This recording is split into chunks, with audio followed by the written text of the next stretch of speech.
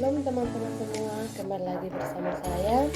Nama Adesta Dewi Marlinda Lunokas, NIM 101 2021 0213, kelas B, Prodi Pendidikan Agama Kristen. Baik, di video kali ini saya akan membagikan sedikit materi tentang mengapa Pancasila merupakan sistem filsafat. Nah, oleh karena itu pertama-tama kita perlu mengetahui apa yang dimaksud dengan sistem filsafat. Jadi, ada beberapa pengertian filsafat berdasarkan watak dan fungsinya yang sebagaimana dikemukakan oleh Titus Smith dan Nolla, di antaranya sebagai berikut, yaitu yang pertama, filsafat adalah sekumpulan sikap dan kepercayaan terhadap kehidupan dan alam yang biasanya diterima secara tidak kritis atau arti informal. Nah, yang kedua, filsafat adalah sesuatu proses kritik atau pemikiran terhadap kepercayaan dan sikap yang sangat dijunjung tinggi atau arti formal. Nah, yang berikut, urgensi Pancasila sebagai sistem filsafat. Nah, mengapa manusia itu memerlukan filsafat? Karena ada beberapa alasan, yaitu yang pertama, manusia telah memperoleh kekuatan baru yang besar dalam sains dan teknologi, telah mengembangkan bermacam-macam teknik untuk memperoleh ketentraman dan kenikmatan.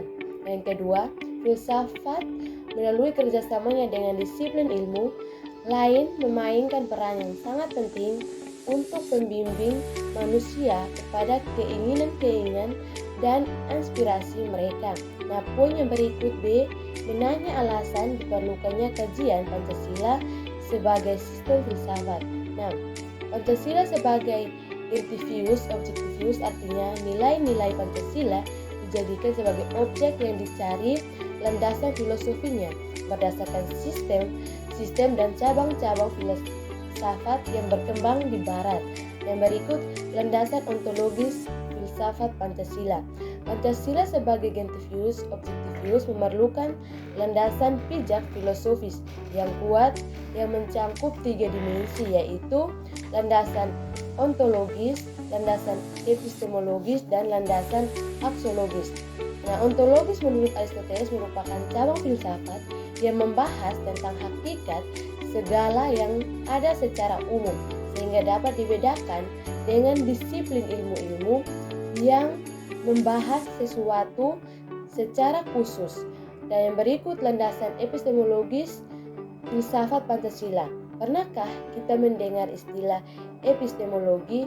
Nah, istilah tersebut terkait dengan sarana dan sumber pengetahuan.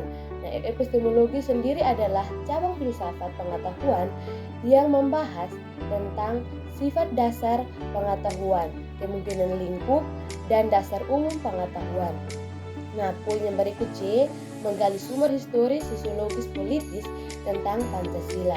Sebagai sistem filsafat, sumber historis Pancasila sebagai sistem filsafat pada abad 12 Agustus 1928, Soekarno pernah menulis di Sulu Indonesia yang menyebutkan bahwa nasionalisme adalah nasionalisme yang membuat manusia menjadi perkakasnya Tuhan dan yang membuat manusia hidup dalam roh. Dan dalam pembahasan sila-sila Pancasila sebagai sistem filsafat dapat ditelusuri dalam sejarah masyarakat Indonesia sebagai berikut, yaitu yang pertama, sila ketuhanan yang Maha Esa. Nah, sejak zaman purbakala hingga pintu gerbang kemerdekaan negara Indonesia, masyarakat Nusantara telah melewati ribuan tahun pengaruh agama-agama lokal, yaitu sekitar abad 14 pengaruh Hindu dan Buddha, dan 7 abad pengaruh Islam, dan 4 abad pengaruh Kristen. Nah, yang berikut, sila kemanusiaan yang adil dan beradab. Nah, nilai-nilai kemanusiaan dalam masyarakat Indonesia dilahirkan dari perpaduan pengalaman bangsa Indonesia dalam menyejarahkan. Dan yang berikut, sumber sosiologis Pancasila sebagai sistem filsafat. Nah, sumber sosiologis Pancasila sebagai sistem filsafat dapat diklarifikasikan ke dalam 2 kelompok. Nah, salah satunya itu masyarakat awam yang memahami Pancasila sebagai sistem filsafat yang sudah dikenal masyarakat Indonesia dalam bentuk pandangan hidup yang terdapat dalam agama, adat istiadat, dan budaya berbagai suku bangsa di Indonesia. Dan yang berikut sumber politis Pancasila sebagai sistem filsafat. Nah, pada awalnya Pancasila merupakan konsensus politik yang kemudian berkembang menjadi sistem filsafat. Sumber politis Pancasila sebagai sistem filsafat dapat diklarifikasikan ke dalam dua kelompok. Nah, poin yang berikut D, membangun argumen tentang dinamika dan tantangan Pancasila sebagai sistem filsafat. Nah, dinamika Pancasila sebagai sistem filsafat.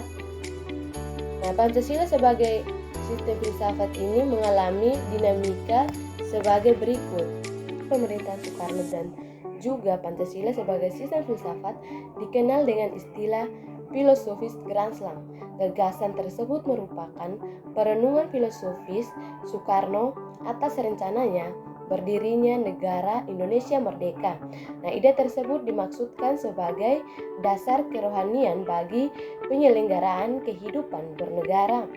Dan ide tersebut ternyata mendapat sambutan yang positif dari berbagai kalangan, terutama dalam sidang BPUPKI pertama persisnya pada 1 Juni 1945 sehingga pada era Soeharto kedudukan Pancasila sebagai sistem filsafat berkembang ke arah yang lebih praktis.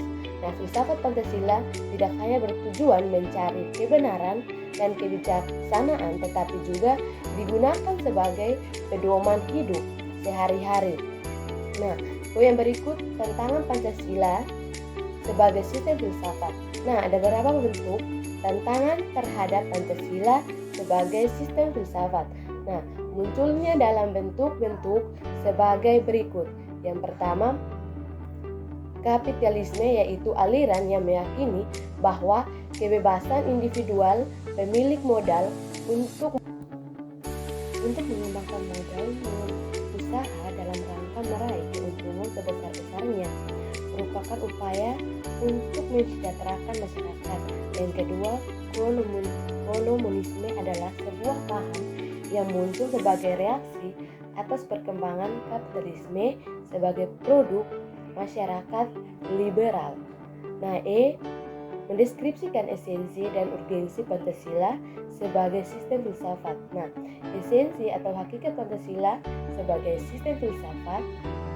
Hakikat esensi Pancasila sebagai sistem filsafat terletak pada hal-hal sebagai berikut. Pertama, hakikat sila ketuhanan yang terletak pada keyakinan bangsa Indonesia bahwa Tuhan sebagai prinsip utama dalam kehidupan semua makhluk. Dan yang kedua, hakikat sila kemanusiaan adalah manusia monopolir yang terdiri atas 3 monolisme, yaitu susunan, kuadrat, sifat kuadrat, kedudukan kuadrat. Dan yang ketiga, hakikat sila persatuan terkait dengan semangat kebangsaan. Rasa kebangsaan terwujud dalam bentuk cinta tanah air yang dibedakan ke dalam 3 jenis, yaitu tanah air real, tanah air formal, dan tanah air mental.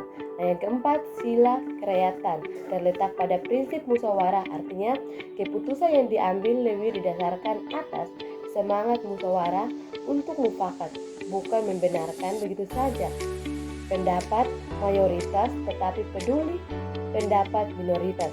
Dan yang kelima, sila keadilan sosial dalam 3 aspek, yaitu keadilan distributif, legal, dan komunitatif. Dan berikut urgensi Pancasila sebagai sistem filsafat. Nah, hal-hal penting yang sangat pengembangan Pancasila sebagai sistem filsafat meliputi hal-hal sebagai berikut. Pertama, meletakkan Pancasila sebagai sistem filsafat dapat memulihkan harga diri bangsa Indonesia sebagai bangsa yang merdeka dalam politik, yuridis, dan juga merdeka dalam mengemukakan ide-ide. Nah, yang kedua, Pancasila sebagai sistem filsafat membangun alam pemikiran yang berakar dari nilai-nilai budaya bangsa Indonesia sendiri, sehingga mampu dalam menghadapi berbagai ideologi dunia. Dan yang ketiga, Pancasila sebagai sistem filsafat dapat menjadi dasar bijak untuk menghadapi tantangan globalisasi yang dapat melunturkan semangat kebangsaan dan melemahkan sendi-sendi perekonomian yang berorientasi pada kesejahteraan rakyat banyak. Nah, sekian dari materi yang bisa saya bagikan bagi kita semua. Kiranya materi ini dapat bermanfaat. Shalom, Tuhan memberkati.